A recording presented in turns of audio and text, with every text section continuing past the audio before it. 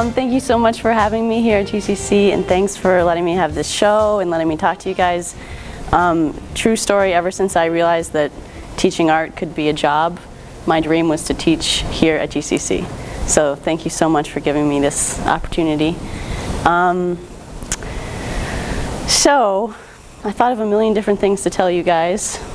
I'm not exactly sure where to start, but I want to tell you, I think, about my mentor, Don Kimes, who I met when I was 18 and really saved my life in a bunch of different ways. And the most beautiful, he gives an artist talk, which is absolutely stunning, and I've heard it probably 20 times, and every time I'm nearly in tears. So I was trying to think, how can I give an artist talk that's anywhere near as amazing as my mentors? And of course I can't, but I can tell you the thing that always shocks me, which is that he tells a story about being in New York City in the 70s and being surrounded by the art world and kind of achieving a little bit of success and just being really wrapped up in the excitement of that world and being really confused about his own work. And he went upstate and he found this little tiny piece of property which was between two properties. Basically it was a driveway, but nobody was using it, and he pestered enough people into having them sell him this little driveway space. And on this little driveway he built a glorified tent, and he thought that he would just maybe have a place to escape from New York City, you know, like a few weekends or something like that, where he could draw outside, because he was doing some like very abstract, colorful, crazy work, and he felt sort of calm wherever he was, somewhere upstate New York by some stream. So he went out into this stream and he stood on a rock in the middle of the stream and he made a drawing, and he then did that for the next 10 years of his life. And the little glorified tent became his home. He basically went to the city to teach, and then went right back to his tent and stood in the same spot, literally, for, I'm not sure if it was 8 years or 10 years, but he went back. And so he stood in that spot when the water was up here, and he stood in the spot when the water was low, and he has a million amazing inspirational stories about the rock and him and the experience of painting there. But he always says that he was trying to get lost, and the best way to get lost for him was to come home to that one spot where no matter how many times he had stood there, he felt immersed in the mystery. So Don was my inspiration, you know, in a huge way since I was a kid. And I met him when I was 18. By the time I was 21, I was in New York City trying to immerse myself in the same art world that he had told me about, and finding it to be utterly distasteful and not inspirational at all. So I was very confused. And 9/11 happened, and that rocked my world. So I spent 2 years in New York very lost, I think. And then I graduated NYU by the skin of my teeth. And I said, Don, what the heck should I do with myself? And he said, come to Italy with me. Come to graduate school in Italy with me. And I kind of said, I'm totally lost. I have no idea what I'm doing. I feel totally disconnected from the art world. I don't know what my art is about. I used to draw obsessively, and now I don't want to do anything. I don't know what to do with myself. And he said, that's a perfect time for graduate school. But really, it was a perfect time to be in a very safe place where nobody was looking at me, really. And so I started a series of pieces, which is kind of what you see here. This is pretty much the past, like 5 to 9 years. This is not all my work, but this is sort of representative of the past 5 to 9 years. And I can't say that I stood on a rock and looked at the same beautiful stream, I would love to be able to say that because it's a gorgeous story. But I can say that I did find some kind of rock to stand on, and I was looking at the same thing for almost 10 years. And the confusing part is that I can't tell you what that thing is that I was looking at. So it would be really convenient if I could tell you that I'm an observational drawer and that I'm looking at X, Y, and Z. I am an observational drawer, and I can give you some clues, the same clues that I found that led me to do some of these things. But all I can say is that I was very fixated on seeing something which doesn't have a name. So I can't tell you what that name is. But I think I've almost come to the end of being fixated on that nameless thing. And still I can't tell you what the name is. But I'll tell you just a few things about making them. I'll tell you what I know. And that is that I became very interested in what's happening inside the body. And I became interested in the feeling and the vision that what was inside the body was as infinite as space. So the feeling that you have when you're a little kid and you look up into the sky and you feel infinity, something that's really fascinating to me. Of course, we don't know what infinity is, and scientists and mathematicians drive themselves crazy trying to figure out what infinity is, but all children have the sense of infinity. That is the sense that I began to get when I started looking inside the body. I don't mean metaphorically, I mean physically. So we have this finite space in us, but once you are looking inside the body, it feels the same way as looking at the infiniteness of the space of the world. So that's one thing I became really interested in. Another thing I became fascinated in was wrapping. I wanted to wrap everything. I can't still tell you why that is. So you see that things are wrapped. I became really interested in the idea of entanglement. And in the most basic sense, I became interested in the fact that we all seem connected. Something that like all kids know, but became really a physical presence for me, and how odd that is. And then I started looking into physics and how they deal with things being connected, and they call it entanglement. So wrapping, things being super connected, and looking at the infinite space inside the body. Oh, and the very last thing is pretty, it's kind of gruesome, but I don't mean it to be gruesome. I became interested in how bodies become diseased, and what skins look like on the inside. But I wasn't looking at it as sort of a process of decay, but just as a process of change. As in, we are all diseased. And it's not necessarily the evil, bad, scary thing that the doctors tell us. In fact, maybe these problems inside our bodies are there to help us. So I started looking at pictures of what insides of bodies look like when they're diseased. But these aren't direct images of diseased bodies. There's just it's another piece of things that I was looking at and thinking about, being that I can't tell you exactly what I was looking at, and I can't tell me, but those are my clues.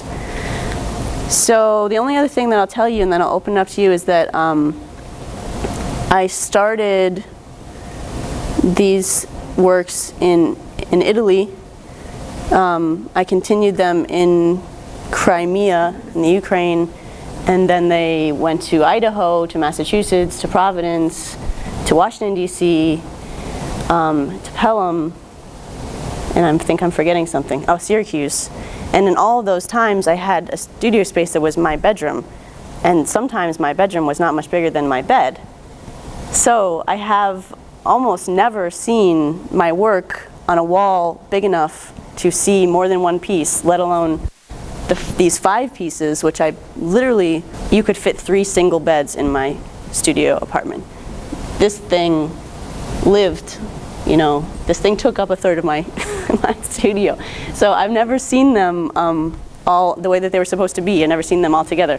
So this is just amazing. It's the first time that I'm seeing it, as this is the first time you guys are seeing it, with all together. I've seen them basically one piece at a time in a cramped space. So this is really such a huge honor for me, and so exciting for me to see it like this. So I think that's what I have to tell you guys. Would you like to ask questions?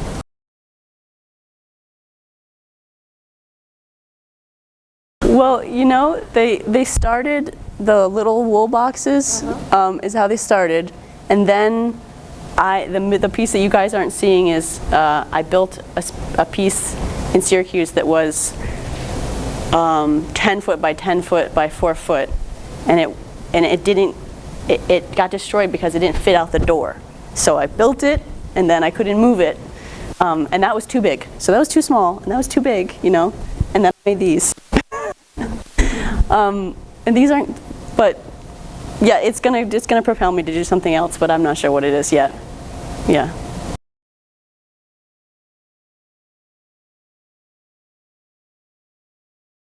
They were,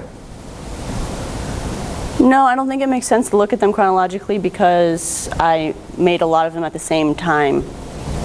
So I put those together visually because those are the paintings. But some of those paintings were started in Crimea and finished just here. So they kind of, and these things, I just work on them constantly. In 6 months they'll be different. So the only thing that stays the same is those iron pieces, because I can't do much to them. Well, I could actually, but I haven't touched them. So I would say they grew up all sort of together. I received a residency at Salem Artworks.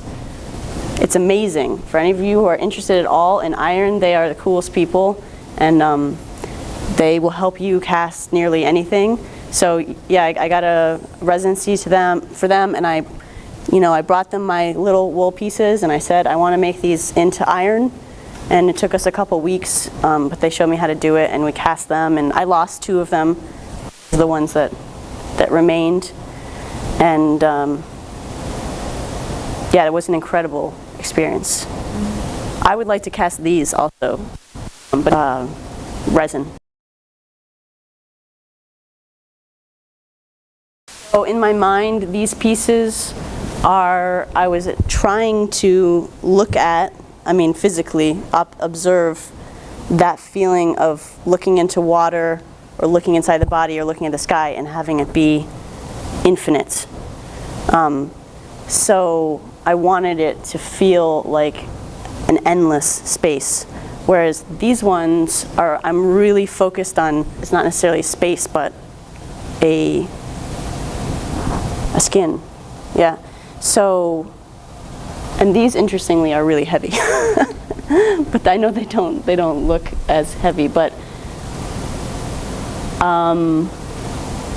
these ones over here have layers and layers and layers of glue. I mean, the glass is the last layer, but there's probably 10 layers of kinds of glue, and they're also dremeled into, so the paper is missing in places. And I was, you know, probably if I had the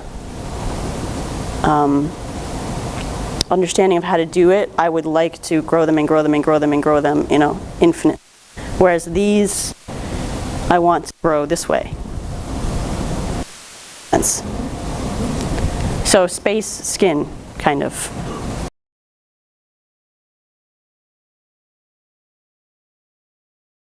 Yeah, it's a great question. I have seen them once, but only 4 of them were pressed right up against each other, which depressed me. So yes, the part of me that wants to start my next project looks at these and says, actually, I don't want to have the edges of the piece at all. I don't know how to do this. But what I would like in my imagination is as if the edges of the piece were attached to someplace so far away I couldn't see them, and I could stand inside of it and make my way around it. So I'm reading that these aren't working, that you're going someplace else because they Sure. Yeah, but yeah, nothing works for that's the whole idea.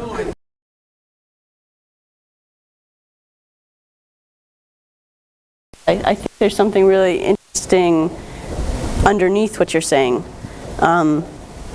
which is something that I've been thinking about a lot lately, which is how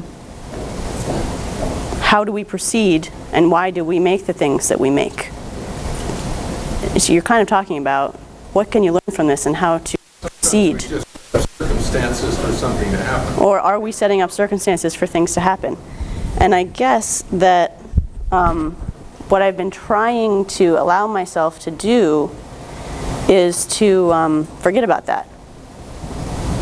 And I know that's not what we teach our students, but it is the truth. You're not a student. But I would like to follow my desire. And my desire is pretty strong. And I could pretend that I did things in order to be clever or because it was a good idea or because it looked good. But the truth is, I don't care. So I can step back and say this is working and this isn't working, but the truth is that I am going to proceed with what I desperately want to do. And what I desperately want to do is be inside of these things. And how to be inside of them, I'm not exactly sure. So it's not that I respond to your question and I think that it's interesting and I could articulate whether the square is working or not, but the truth is that I just want to find a way to get inside of these skins and these spaces. It's very interesting because the aesthetics to which I study is a kind of anti-aesthetics, a kind of way of saying, look, we're not doing stuff because we understand it or we know it or because we're critical thinkers or because we have a history of aesthetics to rely upon and we're trying to progress. We are humans who mimic things. That's really what we're doing. And I want to follow my desire to mimic exactly what I desire without asking myself, what is it that I'm mimicking and why am I doing it? I want to give myself the freedom to do that. And I think the history of aesthetics has not given us the freedom to do that. Did you with these? I think this was a beginning for me. Yeah. Part of my studies was a way to articulate that to myself, and my art is what I do constantly. And yeah, I think I'm just starting to give myself the permission to do what I absolutely desire, regardless of whether or not it fits anywhere or I can explain it at all.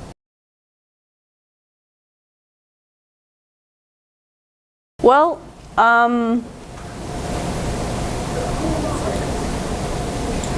it's frustrating to not have money. But you know, it's definitely never stopped me or really caused me too much thought. The truth is, I haven't really ever felt like I can't do what I want to do. I use pretty simple materials on purpose, and times when I've been able to do things that are out of my means were times when I got a residency or I put my work up in this gallery. So there are opportunities out there, and that helps me along. My book is going to be published the next year, and it's called Quantum Art, and it's published by Atropos Press out of Dresden. And I don't think I'm going to make any money off from it. But on a money note, I don't sell my work, and it's a decision that I made quite a few years ago, and I don't believe that the market is a good place for artwork, and I don't think it's a good influence on me, and frankly, I don't think there's any way in which I could get enough money for this art which would compensate for the stress of selling it. So I don't sell it. I gave it to my friends. So I don't make money that way. And I like teaching. And when a gallery wants to show my work, they have to deal with the fact that I'm not going to sell it. But you know, the thing is that 90% art is not selling anyway, so they just have to deal with it. Would they want to say, if a gallery said, we'll sell it for you, you don't have to do a thing? I said no. Oh. Yeah. It's just it's an environment I don't want to be a part of. So yeah, I did. I showed those. I teach. That's enough. Yeah. This idea that observational drawing is what you do when you're a student, and then you do something else, right? And when I looked at art history, I found that we have this idea that mankind went from not being able to draw to being able to sort of draw, to being able to draw really well, to being able to do photography, and then something else, right? And then I read a bunch of philosophers and they thought about observation, which they call mimesis or mimicry. And Walter Benjamin says that mimesis is a human faculty which is in decay. Basically, he has this Hegelian notion that it used to be really helpful to understand. We understand. And then we found all kinds of better ways to understand, and now we no longer need mimesis. And I thought, wow, that's fascinating. So what is it, like a vestigial limb? Like we draw instinctively. And then what happens? We decide that, oh, this is a faculty that we no longer need, but we still have like an desire to do it, but you know, as time goes on, we'll forget about it or something. And I kind of scratched my head about that for a long time. And I came to where this is what I think, although I'm not, it's just very new, so I can't articulate perfectly. I think we believe that mimicry is something passé, or observational drawing is something that students do, or it's an foundation that we have to give everybody because we look at the world in a classical Newtonian paradigm, which is to say that everything out there is known and static, and we exist in it. And if we walk away, it's going to stay there. And if we study it, or we don't study it, it's going to stay there. That's the way that the world is. Recreating it if we already know what it is. I don't know. So we thought in general, what is the point of recreating stuff if we already know what it is, especially if we can take a photograph of it? And then we kind of came to this point in our history where we said, well, it's good to teach students that, because they need that sort of foundation in order to play with it, or rearrange it, or a Zen version of what we decide art is, which is something that only children do, and artists from part of the time zone when we didn't have an understanding of how to draw things, something like that. Mechanical reproduction. Mechanical reproduction, right.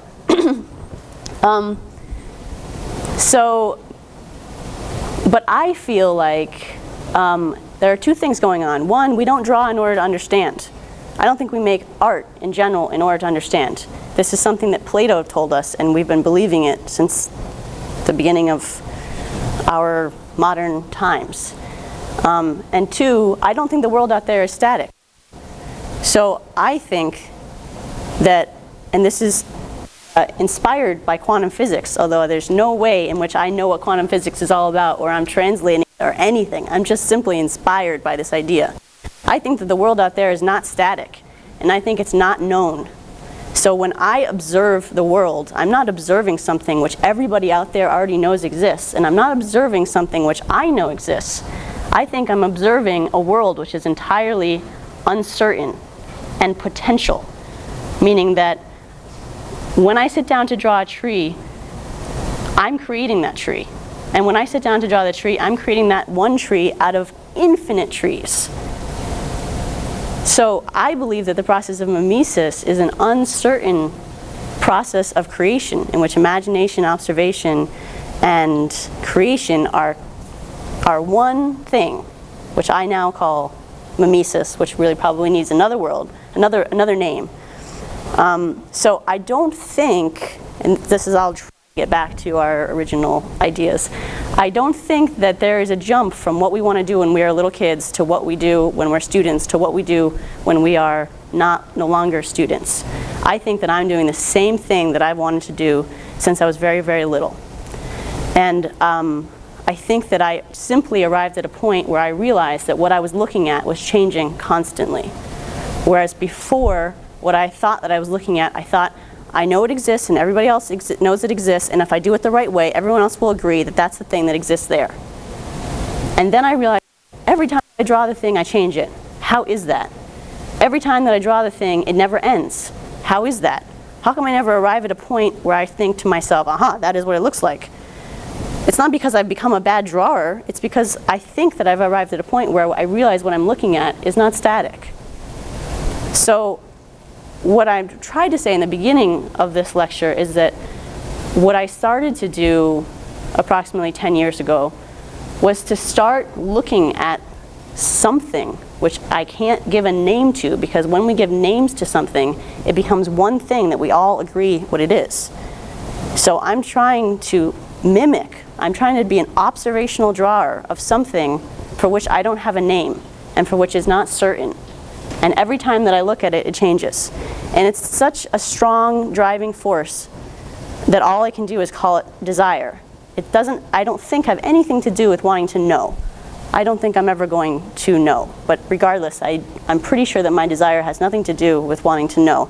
I'm pretty sure that I'm never going to come to a point where I can explain, and I'm pretty sure that what I am desperate to allow myself to do is simply follow my desire without pretending, which the art world constantly asks of me, that I can explain what I'm doing, that I've learned something, or that I can somehow add to the history of art in some way which fits into aesthetic philosophy.